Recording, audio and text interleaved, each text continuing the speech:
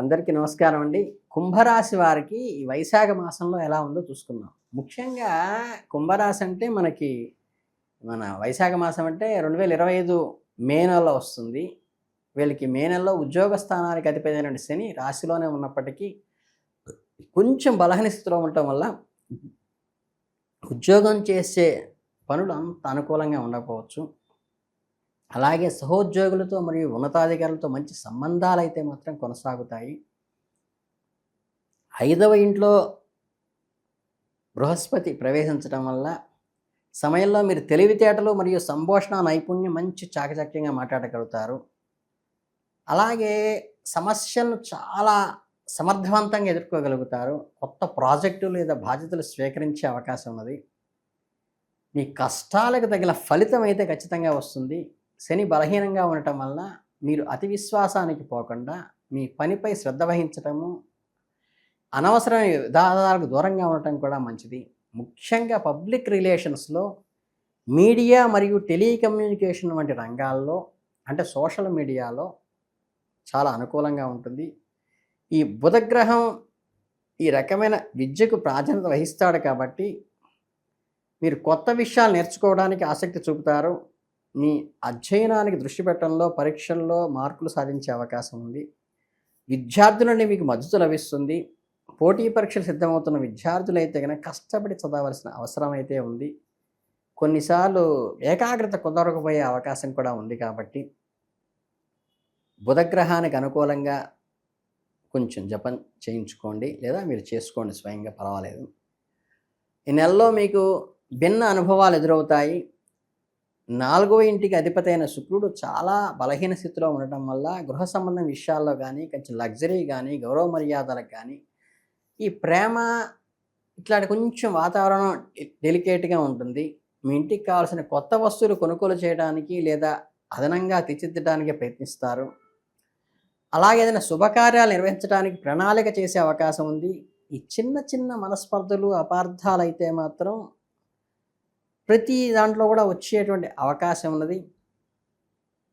దీనికి ముఖ్యంగా ఏంటంటే శాంతియుతంగా ప్రతి సమస్యని పరిష్కరించుకోవటము, ఆచితూచి అడుగు వేయటం, అంటే మాట అనేటప్పుడు ఆచితూచి అడుగు వేయటం చేస్తే మంచి ఫలితాలు ఇస్తాయి. బృహస్పతి అనుకూలంగా ఉండటం వల్ల మీ ఖర్చులను అదుపులో ఉంచుకోవటం మరియు పొదుపు చేయటం మంచిది. కొన్నిసార్లు ఊహించని విధంగా డబ్బు వచ్చే అవకాశం ఉంది, లేదా గతంలో మీరు చేసిన ప్రయత్నాలు ఇప్పుడు ఫలిస్తాయి. ఈ నెల ఈ 2వ భాగానికి వచ్చేసరికి బృహస్పతి మీ 5వ ఇంట్లో ప్రవేశించిన తర్వాత మీ ఆర్థిక పరిస్థితి మెరుగుపడుతుంది. కొత్త ఆదాయ మార్గాలు తెరుచుకోవచ్చు. మీ వ్యాపారాన్ని విస్తరించే అవకాశం ఉంది. తెలివైన పెట్టుబడులు పెట్టడం ద్వారా మీ లాభాలు పెంపొందుతాయి. తొందరగా నిర్ణయాలు తీసుకోవడం, జాగ్రత్తగా ఉండటం ముఖ్యం.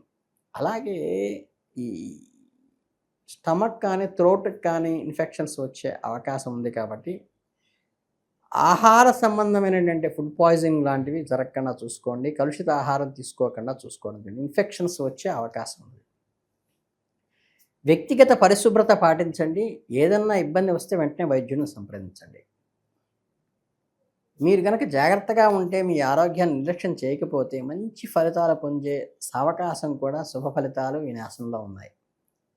కనుక తగినంత విశ్రాంతి, ఆరోగ్యం పట్ల శ్రద్ధ, మానసిక ఒత్తిడిని తగ్గించుకోవటమే మీకు ప్రధానమైన విషయం. ఈ నెలలో మీరు కొన్ని విషయాలపై ప్రత్యేక శ్రద్ధ వహించవలసి ఉంటుంది. ఓపికగా ఉండటం మరియు పరిస్థితులు సానుకూలంగా స్వీకరించడం చాలా ముఖ్యము. మీ లక్ష్యాలపై దృష్టి పెట్టండి. అలాగే మీ కుటుంబం మరియు స్నేహితుల మద్దతు మీకు ఎల్లప్పుడూ ఉంటుంది. వారి సలహాలను, సూచనలను స్వీకరించి ముందుకు వెళ్ళటం మంచిది. ఇక ముఖ్యంగా చేయవలసింది ఏంటంటే, ఈ కుంభరాశి వారికి మనం పూర్వం బాగా ప్రణాళికలు వేసుకుని ఇన్ని అక్షౌహిణ సైన్యంతో చక్కగా ఈ పద్మవ్యూహం వేశారంటారు కదా, అలా ప్రత్యేకంగా కుంభరాశి వాళ్ళు ఏంటంటే ఈ అపోనెంట్ వర్గం యొక్క కాంపిటీటర్స్ వల్ల ఏంటంటే కొంత ఇబ్బందికరంగా ఏర్పడేటువంటిది పరమార్థంలో ఉంది. కాబట్టి ఉత్తరార్ధంలో నెలలో వీళ్ళు ఏంటంటే కొంచెం స్కిల్డ్గా కీలించి వాత పెట్టాలంటారు చూసారా, ఆ రకంగా మీరు ఒక ప్లానింగ్తో వెళ్ళి మీ యొక్క ఇంటలెక్చువల్ నాలెడ్జ్ని, ఒక టాలెంట్ని ఒక సమయస్ఫూర్తితో జాగ్రత్తగా ఎవరిని ఎక్కడ ఎలా ఒప్పించాలో చూసుకుంటూ ముందుకు వెళ్ళాల్సిన అవసరం అయితే ఉంది.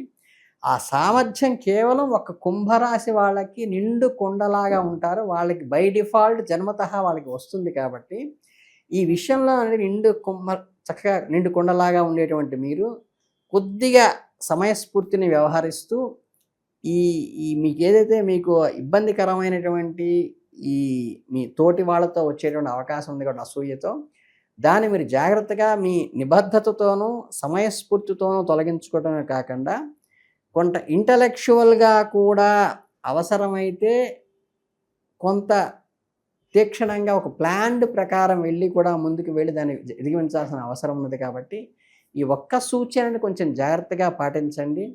దీనివల్ల మీకు ముందుకు వెళ్ళటం కాకుండా ఒక శివారాధన చేయటం వల్ల కూడా మీకు మంచి అనుకూలమైన సాంబశివుడు మీకు అనుకూలంగా ఉంటారు కాబట్టి, ఈ కీలకమైన విషయాన్ని మాత్రం ఈ నెలలో జాగ్రత్తగా వహించవలసిందిగా కుంభరాశి వాళ్ళని కోరుకుంటున్నాను. అలాగే పొదుపు విషయంలో కూడా కొంచెం శ్రద్ధ వహించండి. మీ ఆరోగ్యాన్ని కాపాడుకోవటం ఎంత ముఖ్యమో, ధనాన్ని కాపాడుకోవటం కూడా అంతే ముఖ్యం. సానుకూల దృక్పథంతో ఉండటం వల్ల ఈ నెలలో ఎదురయ్యే సవాళ్ళను ఎదుర్కరించగలుగుతారు. అలాగే వ్యక్తిగత జాతకంలోని గ్రహాల స్థానాలు, దశలను బట్టి ఫలితాలు మార్పు వచ్చే అవకాశం ఉంది కాబట్టి, మరింత ఖచ్చితమైన సమాచారం కోసం మీ జ్యోతిష్కుడిని సంప్రదించండి ఏదైనా ఆరోగ్యకరమైన ఇబ్బందులు వస్తాయి.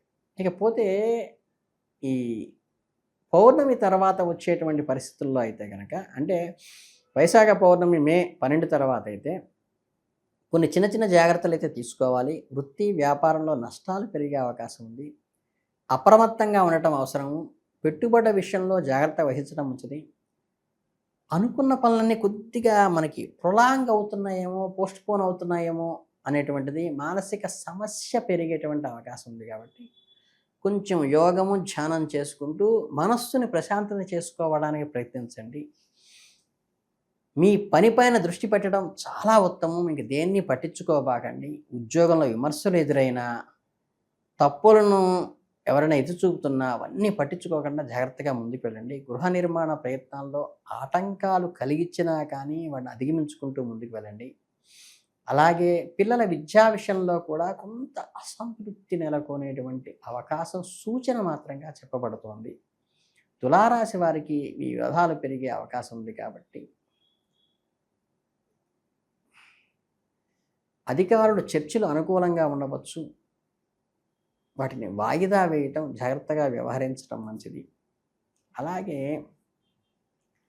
స్నేహితుల వల్ల ఇబ్బందులు ఎదురయ్యే అవకాశం ఉంది కాబట్టి, ఎవరిని గుడ్డిగా నమ్మవద్దు.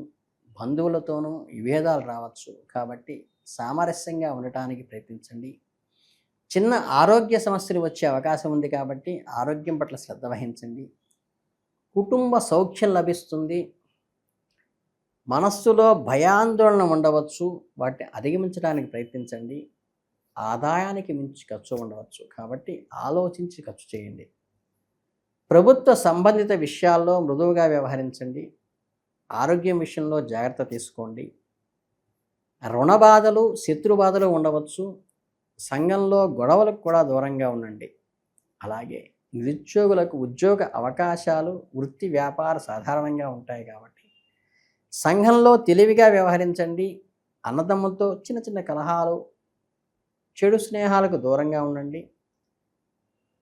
ఇవన్నీ కొన్ని చిన్న జాగ్రత్తలు చూసుకుంటే చక్కగా ఆవుకి కొద్దిగా కందులు నానవేసినవి పెట్టినందువల్ల ఏమవుతుందంటే అది ఈ కోరల్స్ నుంచి బయటపడతారు.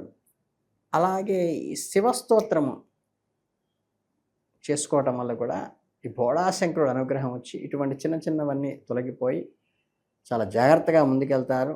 మీ అందరికీ కూడా ఈ వైశాఖ మాసం చాలా దిగ్విజయంగా జరగాలని మనస్ఫూర్తిగా కోరుకుంటూ అందరికీ ధన్యవాదాలు.